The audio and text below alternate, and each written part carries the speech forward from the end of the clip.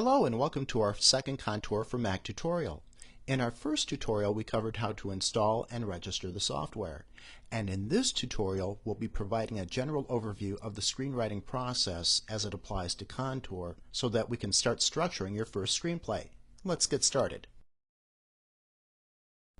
In most cases when a writer wants to write a screenplay, they'll organize their thoughts on paper or on a computer by writing an outline, a step outline, a treatment, or by using a piece of software such as Contour. Before they begin, they usually, but not always, have a firm understanding of screenplay structure.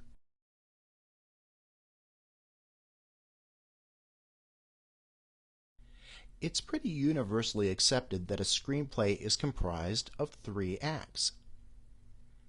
The first act, the second act, and the third act. Now the first act and the third act are usually about the same length, and the second act is usually as long as the first and the third acts combined. So say for instance you have a script that is about 108 pages long. Your first act and your third act would be 27 pages, and the second act would be 54 pages. Of course there are variations on the theme depending on the story and the writer, but that's pretty much the long and the short of it.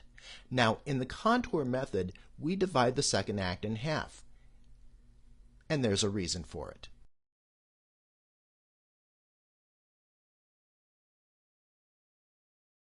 Now, the Contour method of screenwriting is loosely based on the hero's journey.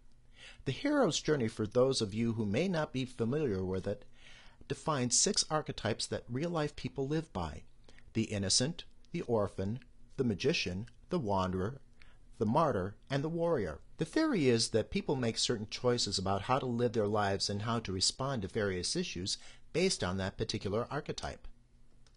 Now, Contour utilizes 4 out of the 6 archetypes: the orphan, the wanderer, the warrior, and the martyr. Understanding how the protagonist moves through those phases during the course of a story will bring you extremely close to a character-driven script. The hero is, of course, the main character of our story, aka the protagonist.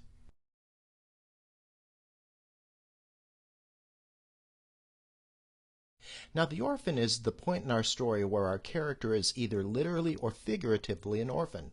In Home Alone, Kevin has both of his parents, but he's just unique and misunderstood. Now, except for the cockroach, which can withstand anything, Wally has been left alone on Earth to build walls by himself. And in The Dark Knight, Bruce Wayne is not only an orphan, but is also considered an outcast. In some way, shape, or form, the orphan is singular.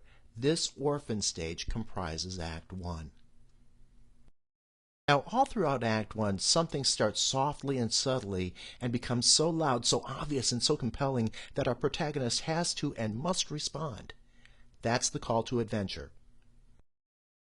Now, this call to adventure can come in different ways, from Indiana Jones finally deciding to go after the Ark of the Covenant, to Charlie Bartlett's decision to play high school psychiatrist and dispense medication to his peers, or Luke Skywalker's decision to become a Jedi Knight just like his father.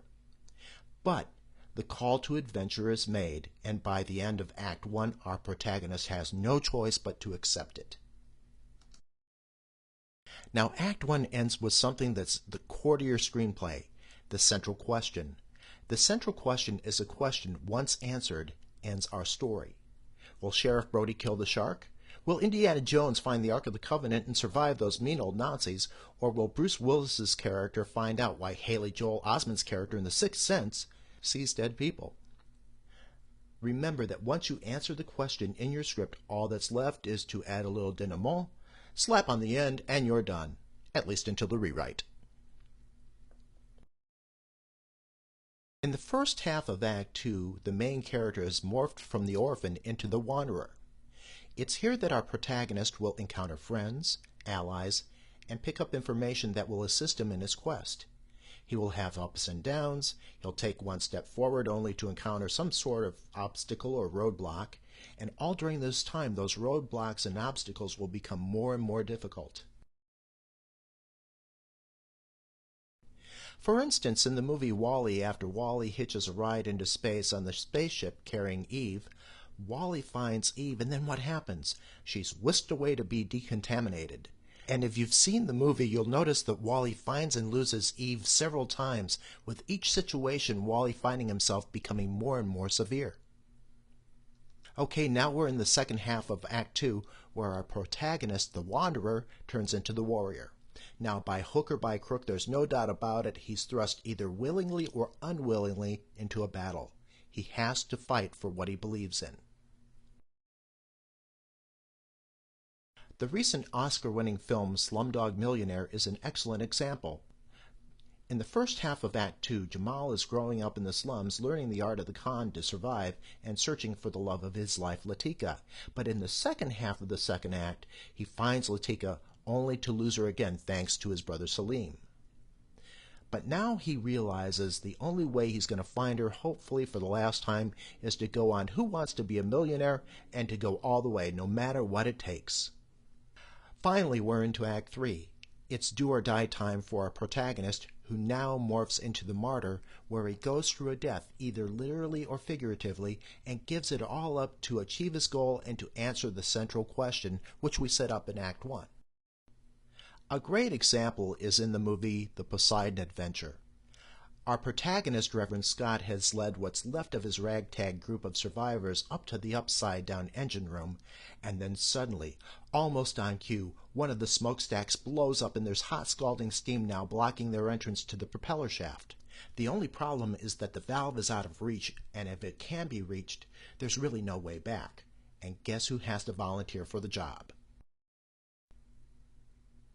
You guessed it, Reverend Scott, our protagonist. He makes a brave leap, grabs the valve, struggles to turn it off, tells the rest of the group to go down, and then he takes the big plunge. The survivors are saved, and they fly away. End credits. Let's get back to the central question, because that's what Act 3 is all about. In Home Alone, will Kevin defeat the dim-witted robbers and save the house? Will Wally find Eve and live happily ever after? In The Dark Knight, will Batman defeat the Joker and save Gotham City? And in The Lord of the Rings, The Return of the King, will Frodo destroy the ring and save Middle-earth? Act 3 is where these questions are answered once and for all. So how do we incorporate these into the Contour software? Stay tuned. Okay, so that's it for our second Contour tutorial. For more information, consult your user's guide or contact us on the web. We're happy to help. But for now, though, write some good stuff today.